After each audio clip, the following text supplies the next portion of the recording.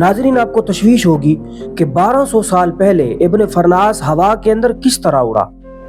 उसके उड़ने की कैफियत ये थी, उसने अपने जिस्म के वजन के मुताबिक 2 पर बनाए जो कि परिंदों की शक्ल के थे। उन परों के अंदर उसने बांस को इस्तेमाल किया। उस बांस पर रेशम का कपड़ा लपेटा और उस कपड़े के ऊपर उकाब के बड़े बड़े पर लगाए। इसके बाद उसने लोगों में ऐलान किया कि फलां दिन फलां पहाड़ी पर मैं हवा में उड़ूंगा।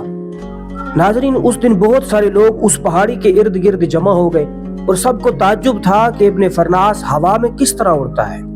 अलगर्ज उस दिन इब्न फरनास आया, पहाड़ी के ऊपर चढ़ गया। पहाड़ी के ऊपर जाकर उसने अपने जिस्म के साथ 2 पर बांधे। अब लोगों को और ज्यादा ताज्जुब हुआ, उनकी तशवीश में इजाफा हुआ कि अब इब्न फरनास हवा में उड़ेंगे, पहाड़ी से गिरेंगे और डेथ हो जाएगी। लेकिन ऐसा कुछ ना हुआ।